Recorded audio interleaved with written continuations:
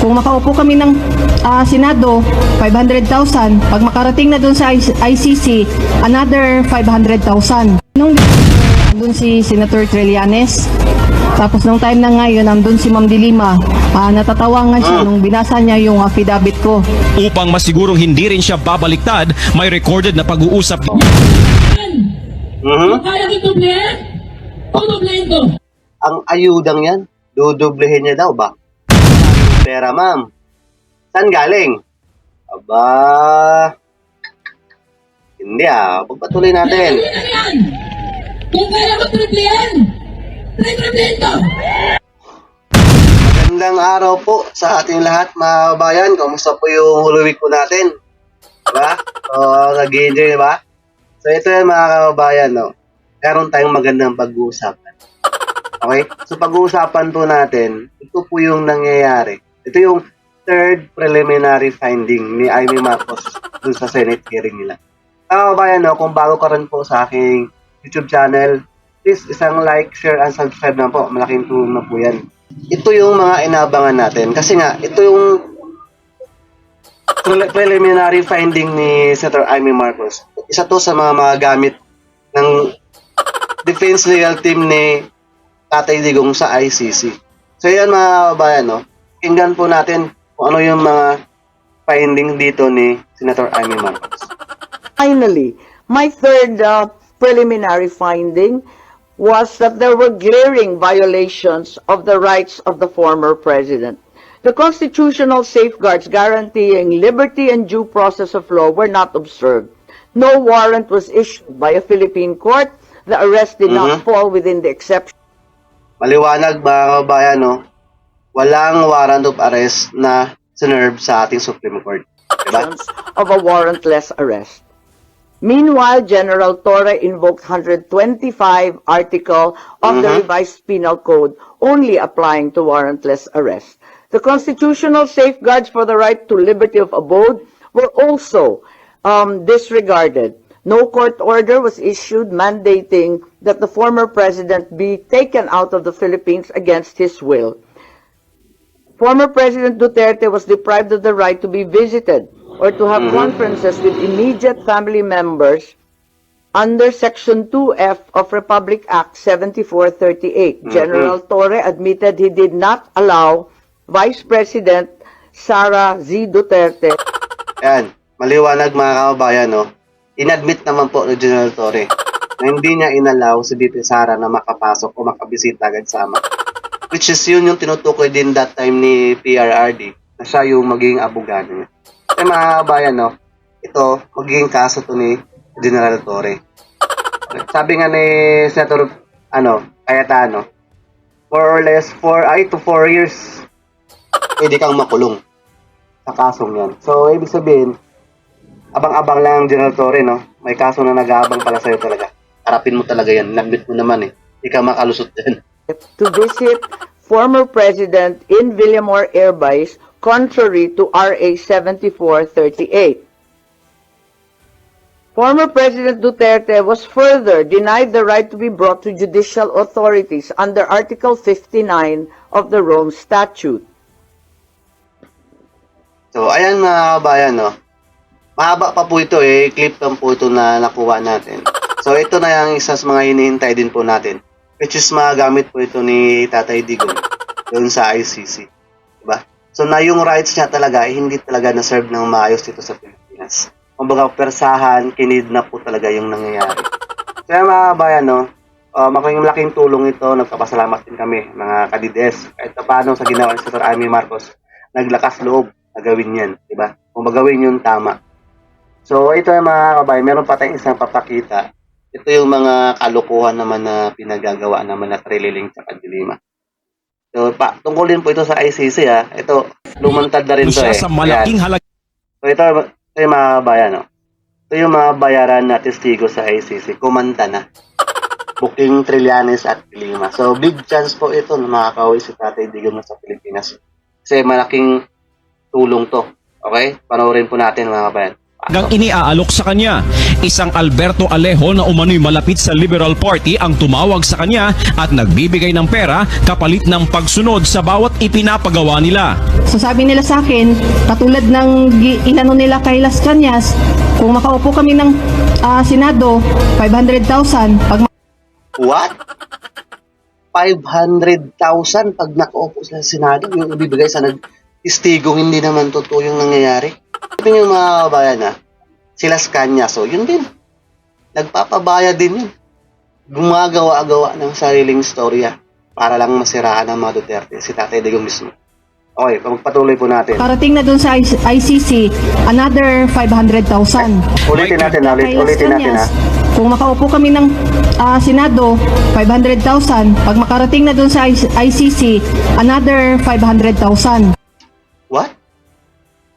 500,000 pag nakaupo sa Senado sila. Then another 500,000 pag napunta sa ICC. Naku po. Sabihin, 1 billion, ganun kalaking ilalabas na pera. Ibabayad na pera sa mga speaking testigo na yan. Para lang talaga si Tatay Digong madiin doon sa ICC. Naku po. Bayan, ano kasi mga tao to? Di ba? Hindi, no? Grabe sa'yo mga kabayan, pagpatuloy natin. Reaction natin. May kredibilidad umano siyang magsalita dahil konektado siya sa isang konsihal na may dati umanong ugnayan sa Pangulo. May numero rin siya ni Presidential Assistant Bongo at mga larawang kasama ang Pangulo bilang patunay na malapit siya rito. Ang abogado naman ni Edgar Matubato na si Attorney Jude Sabio ang siyang naghahanda ng kanyang Isa pa yun si Matubato, di ba? Pagkatapos si Matubato, nung pumunta si Tatay Digong sa hearing na sa Congress, tsaka Senate, si Matubato wala na. Pinaalis na nila. Di ba? Kasi nga, pati si Garma. Di ba? Si Garma tsaka si Matubato na wala na. Pinalipad na ng Pilipinas, wala na dito sa Pilipinas. Nung panahon na si Tatay Digong pumunta sa Congress tsaka sa Senate. Yun yung mga faking, yung mga nagtitistigo ko, no? affidavit laban sa presidente.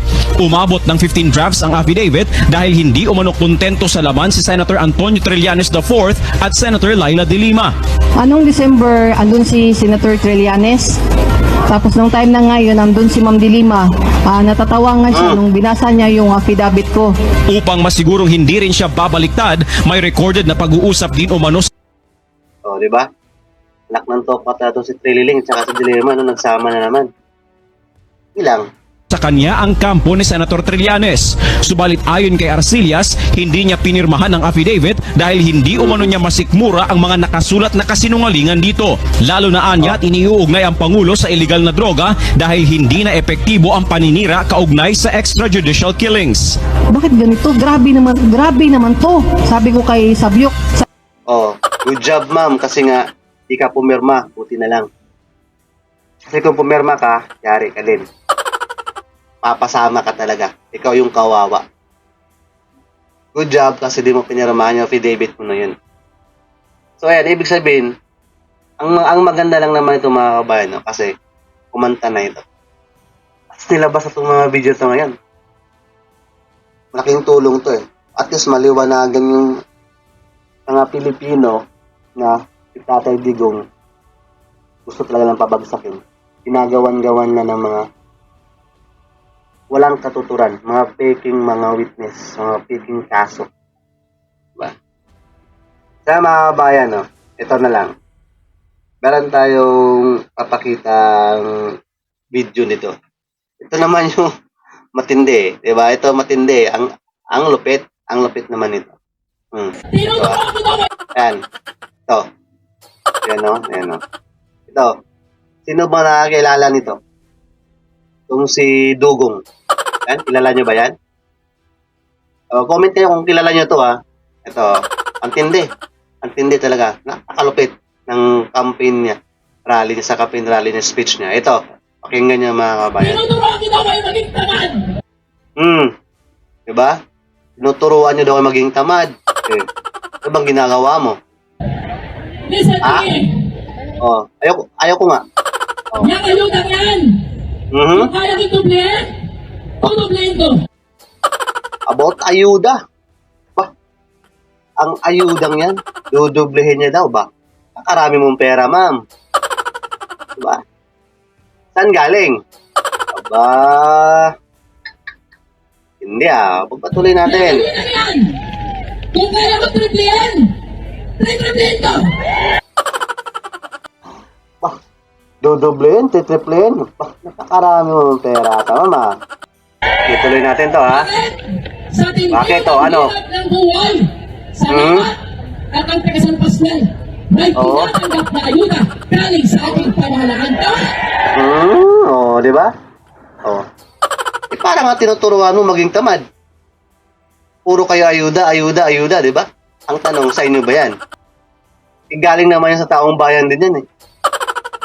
Hindi naman tuloy natin. taga-San Pascual, nakataga mga Alex, hindi naman porke taga-San Pascual, nakataga ng tupad, kahit titigil na magtrabaho. Ay, subukan na! Subukan lang! Pag hindi kayo nautas ng dilat ang mata. Dilat talaga ang mga mata, namumuti na. Ang gusto lamang manggaling ni Beatrix sa tindi ng hirap ng buhay. Ano na naman? Yung paminsan-minsan na 2,000, paminsan-minsan 5,000, kayo'y huminga. 3,000 paminsan-minsan, 5,000 paminsan-minsan. Pinagagawa nyo lang naman yan ngayon kasi nga, pangat na eleksyon. Inaangkin-angkin nyo na pera nyo, hindi naman pera yan, eh. Hindi mo kailangan sabihin sa rally yan. Kasi nga, kung AX to pa dyan, dapat hindi yung binabanggit dyan habang nagka-campaign ka. Ibig sabihin, parang nagvo-vote buying ka na rin. Ako po, madam. Attorney pa naman to, di ba? Ano to? Attorney... Kilala to, eh. Dugong, ay, Luis to. Ito, si Luis to pala to. Oo nga. Dahil may ayuda na galing sa ating pamahalaan. Namamaos ko nakakaano sa mga tao, So, namamaos, kakasigaw sa ayuda, dudublehin, triplehin. Ang tanong, gano'n ka ba talaga kayaman? Na kaya mong triplehin? Hindi yung mga kabayan. Sobrang yaman ba nito? Kaya nyo triplehin? Ang ayuda, naku po. Naman, sa kakabigay nila ng ayuda, ito yung nangyayari. Ayan. Sa kakabigay ng ayuda, ang nangyayari, ang trust rating for top national government officials ng April 16 na ito. Literal ang pagdurugo. Okay. Maalyansa yun ni Bongbong Marcos, diba? 25%, frustrating. Trust rating or frustrating na yan. Hindi na trust rating tawag dyan. Okay? VP Sara, trust rating is 59%. Ayan. Iniipit nyo yung mga Duterte. Bakit sila ngayon umangat? Diba? The more nyo sila inaapi, the more nyo sila ginigipit, the more nyo sila gustong tanggal sa pwesto, ang mga taong bayan naman, tumataas lalo yung pagtitiwala. Kakabigay nyo ng ayuda, ano ang nangyari? Wala. Di pa rin umakyat yung trust rating nyo. Akala nyo ba yung mga tao maluloko nyo sa ayudang-ayudang yan? Ang mga tao ngayon, may idea na, may alam na about yan kung kaninong pera yung pinagbibigay sa mga ganyan. Ito, trust rating ni Martin Romualdez, 14%. Ano? Ano? 14%, 25%, Escudero 39%. Ano ba pinagagawa nyo? Kayo nga yung nakaupo ngayon yan, si VP Sara, pina-impeach na sa Congress, di ba? Pero, still, tumataas ang trust rating ni VP Sara. Alam niyo yun? Mga kababayan, wala. At anong gawin talaga nila? Ito, kababayan, ito. Ito yung nangyayari. Kakabigay nila ng ayuda. Ang nangyayari naman ngayon, ang utang is 15.8 trillion in 3 years ni Bangag. Diba? Walang pandemya, walang proyekto, kabila ng utang.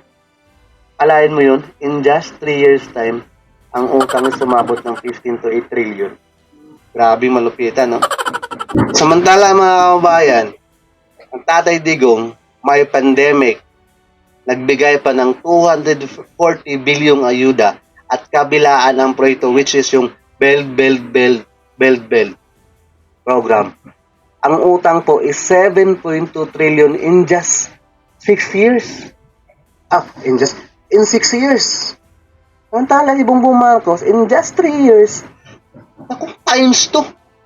May 3 years pa lang siyang natitira ngayon. Naku, abot ng 30 trillion to. Hindi, di ba? Yun na nga. Ito lumalabas ngayon.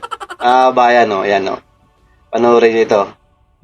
Nakita ko lang din to sa Facebook page ni Rigoberto D. Tiglao. BM senatorial bets are panicking with donations from tycoons dwindling to a trickle. BM and Romualdez, no money na raw as 70% of ayudas etc. already released. But their ratings are still going down. No? Diba? Paano ba yan? Hindi. Kasi kung yung inaasahan nyo para tataas yung trust rating nyo is ayuda-ayuda lang. Hindi kasi pwede yan, mga bayan. Di ba? Kailangan nyo magtrabaho ng maayos. Kailangan nyo gawin ng tama. Dami-dami nyo pinagagawang hindi maganda eh. PhilHealth na nga lang, sinizero budget niya. Sino ba naman matuwa ang mga mamayang Pilipino na naghihirap? Yan yung yan yung mga sinasandalan namin ng mga mahirap yung PhilHealth na yan.